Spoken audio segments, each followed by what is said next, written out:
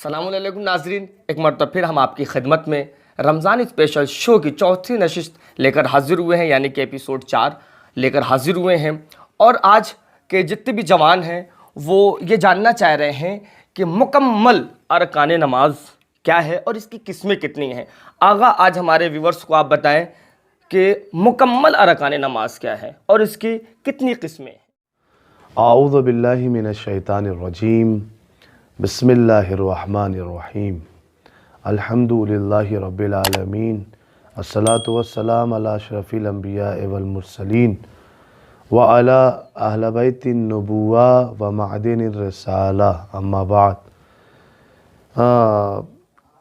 بہترین سوال، اور دیکھیے امام کا قول بھی ہے، پانچویں امام علیہ السلام کا قول بھی ہے کہ سوال ایسے کرو کہ کرنے والے کو بھی فائدہ پہنچے، سننے والوں کو بھی فائدہ پہنچے، بتانے والے کو بھی فائدہ پہنچے۔ سبحان اللہ، سبحان اللہ۔ اور کبھی بھی سوال کسی انسان کی علمی لیاقت جاننے کے لیے نہیں کرنا چاہیے، بے شک، بلکہ سوال کی نوعیت اور سوال کا انداز یہ ہونا چاہیے کہ ہم جو سوال کر رہے ہیں اس میں ہمارا بھی فائدہ ہو اور جتنے بھی لوگ ہم سے جڑے ہوئے ہیں سب کو فائدہ ہو، اور یہی علم کی زکوٰۃ ہے۔ دیکھیں ہم سب طالب علم ہیں، اور جو مولا کی حدیث ہے، امام نے فرمایا، چھٹے امام نے، کہ من قال انا عالم، جو کہے کہ میں عالم ہوں، فہو جاہل، واہ سبحان اللہ، تو سمجھ جانا کہ وہ جاہل ہے۔ سبحان اللہ۔ اور یہ علم و تعلم کا سلسلہ جو ہے وہ زندگی بھر ہے، اور ہم سب طالب علم ہیں، اور دعا گو ہیں کہ پروردگار اپنی توفیقات کے ذریعے سے اہل بیت علیہ السلام کے صدقے ہم سب کو خطا و نسیان سے محفوظ رکھے، اور ہدایت اور صراط مستقیم کے راستے پر گامزن رکھے، اور ہر قدم پر اپنی امداد سے ہم لوگوں کو گناہوں سے بچاتا رہے۔ بہرحال سوال تو ماشاءاللہ سے آپ نے جو کیا وہ آج کی ضرورت، ہمارا جو یوتھ ہے، جو نوجوان ہے، اس کی ضرورت ہے یہ جو آپ نے سوال کیا۔ ارکان نماز، اور پھر ارکان نماز میں دو حصے ہو جاتے ہیں قسموں کے طور پر، وہ کیا کیا ہیں اور کیا کیا ضروری ہے۔ دیکھیں ہر انسان نماز پڑھتا ہے، بے شک، لیکن یاد رہے کہ نماز پڑھنے سے پہلے کچھ چیزیں ایسی ہیں جو ہر مسلمان کو جان لینا بے حد ضروری ہے، بے شک، ورنہ پھر نماز کا جو حق ہے وہ ادا نہیں ہو سکتا جب تک کہ قوانین نماز سے آگاہی نہیں ہوگی۔ نماز میں، عبادت میں اس کا حق نہیں ادا ہوگا، جس طریقے سے پڑھنا چاہیے وہ بات، وہ رنگ، وہ ڈھنگ، وہ آہنگ نہیں آ پائے گا بے شک، کہ جو آنا چاہیے۔ سب سے پہلی بات میں مجموعی طور پر آپ کی خدمت میں عرض کروں کہ 11 چیزیں ایسی ہیں کہ جن کی رعایت کرنا نماز میں واجب ہے، ضروری ہے۔ 11 چیزوں کی، ان 11 چیزوں میں پھر 2 قسمیں ہو جاتی ہیں، واہ ایک 5 حصوں میں بڑھ جاتی ہے اور ایک 6 حصوں میں بڑھ جاتی ہے۔ سبحان اللہ۔ اور جو 5 حصے میں دیکھیے 2 طرح سے بڑھ جاتی ہے، ایک یعنی واجب رکن اور ایک غیر واجب رکن۔ واجب رکن کسے کہتے ہیں؟ انہی 11 میں سے ان دو قسمیں ہوں گی، ایک واجب رکن کی اور ایک غیر واجب رکن کی۔ اب واجب رکن کیا ہے؟ واجب رکن نماز کی حالت میں، نماز کے عالم میں یہ ہے کہ جن کو ہر حال میں بجا لانا ہے، ہر حال میں بجا لانا ہے۔ یعنی اگر آپ بھول جاتے ہیں تب بھی نماز پہ حرف آئے گا، اور اگر آپ جان بوجھ کر کرتے ہیں تب بھی نماز پہ حرف آئے گا۔ لیکن وہ جو 6 واجب یعنی غیر واجب رکن ہیں، 6 ہیں، جو میں بھی انشاءاللہ آپ کی خدمت میں تفصیل بیان کروں گا، یہ تو موٹے طریقے سے بتا رہا ہوں تاکہ بات واضح ہوتی چلی جائے۔ وہ جو 6 ہیں غیر واجب رکن، اس میں انسان اگر جان بوجھ کر کوئی کام ایسا انجام دیتا ہے جس سے نماز باطل ہو جائے تو اثر پڑے گا، لیکن اگر بھول جائے، سہون بھول جائے، غفلت میں کوئی ایسا عمل انجام دے دے تو نماز باطل نہیں ہوتی، البتہ اس کا الگ سے کچھ نہ کچھ قانون بیان کیا گیا ہے، وہ انشاءاللہ بھی تفصیل میں آئے گا۔ چلیے دیکھتے ہیں کہ صاحب وہ 11 رکن کیا ہے۔ سبحان اللہ۔ 11 رکن، سب سے پہلی چیز کا نام ہے نیت۔ واہ سب سے پہلی چیز کا نام ہے نیت. میں بتاتا ہوا بھی چل رہا ہوں اور کوشش کرتا ہوں کہ جن چیزوں کا نام لیا جائے ان کی اسی وقت وضاحت کر دی جائے. ان 11 چیزوں میں پہلی چیز کا نام ہے نیت. نیت کیا ہے؟ یعنی کسی معین نماز کو خدا کی اطاعت میں انجام دینے کے ارادے کو نیت کہا جاتا ہے. بے شک. آپ نے نیت کر لی کہ یہ کام میں پروردگار کی خوشنودی حاصل کرنے کے لیے کر رہا ہوں، اسے نیت کہتے ہیں. نیت نماز میں بھی ہوتی ہے، نیت اور دیگر کاموں میں بھی ہوتی ہے. غور فرما رہے ہیں؟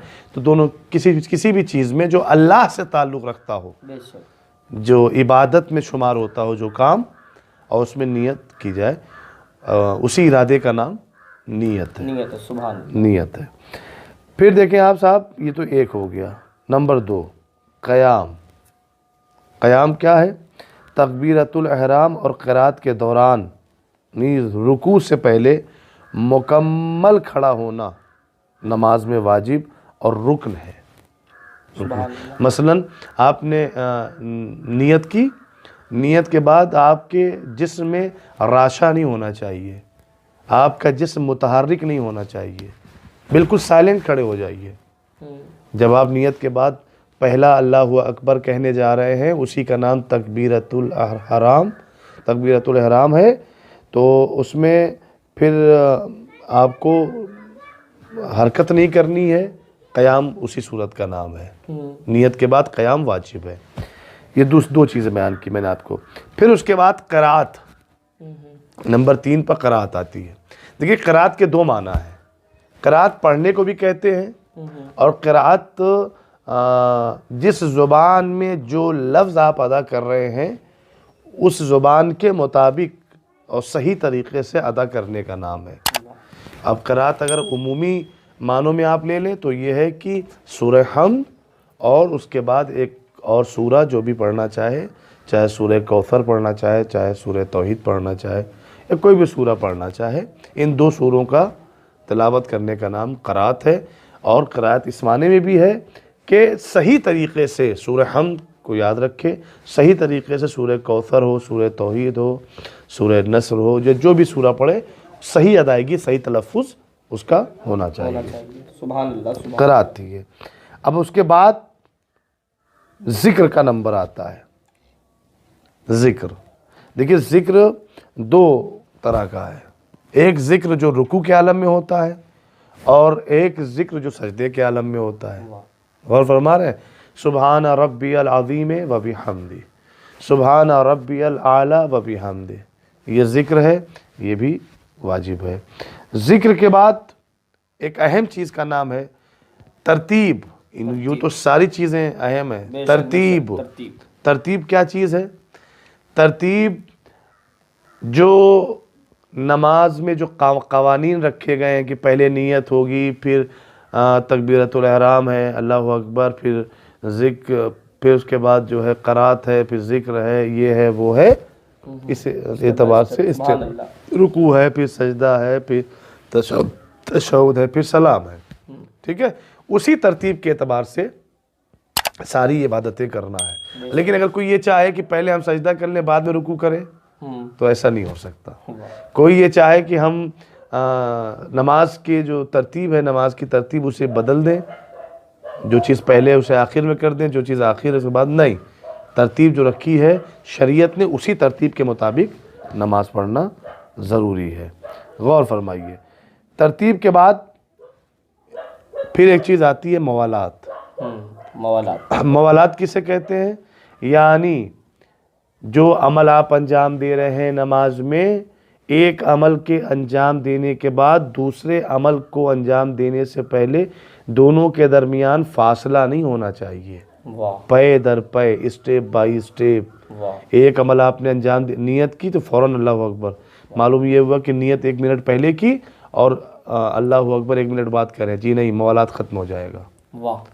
موالات جیسے وضو میں موالات شرط ہے، جیسے وضو میں ترتیب شرط ہے، ویسے نماز میں ترتیب بھی شرط ہے اور موالات بھی شرط ہے. اب آپ دیکھیں صاحب، سجدہ ہر حال میں سجدہ کرنا ہے. یہ نماز کے ارکان میں سے ہے. سجدہ ہو گیا. پھر اس کے بعد تشہد اور اس کے بعد سلام. یہ 11 چیزیں ہیں جو انسان کو نماز کے عالم میں بجا لانا ہے, ہر حال میں بجا لانا ہے. ہاں, بجا لانا ہے. اب میں آپ کی خدمت میں بتاؤں کہ ارکان نماز میں نیت, تکبیرۃ الاحرام, قرات اور ذکر, یہ جو غیر رکنی ہے. میں نے کہا نا کہ ایک رکن ہے اور ایک غیر رکن ہے. رکن اور غیر رکن میں بس اتنا ہی سا فرق ہے کہ رکن میں اگر آپ نے بھولے سے بھی یا جان بوجھ کر بھی غلطی کر دی تو نماز پر حرف آ جائے گا, نماز پر اشکال ہو جائے گا. لیکن غیر رکنی میں اگر آپ نے بھولے سے کوئی عمل انجام دے دیا جو نماز کو نقصان پہنچا سکتا ہے تو پھر اس صورت میں جو انشاءاللہ اگلی نشست میں جب ہم لوگ بیان کریں گے کہ اس کے لیے کیا ہوگا, سجدے سہو کہاں ہوگا, اور کمی و زیادتی اور کلام کرنا اور یہ کرنا وہ کرنا جو بھولے سے ہے وہ انشاءاللہ اگلی نشست میں بیان کیا جائے گا انشاءاللہ. سبحان اللہ, سبحان اللہ آغا, بہت ہی عمدہ جواب.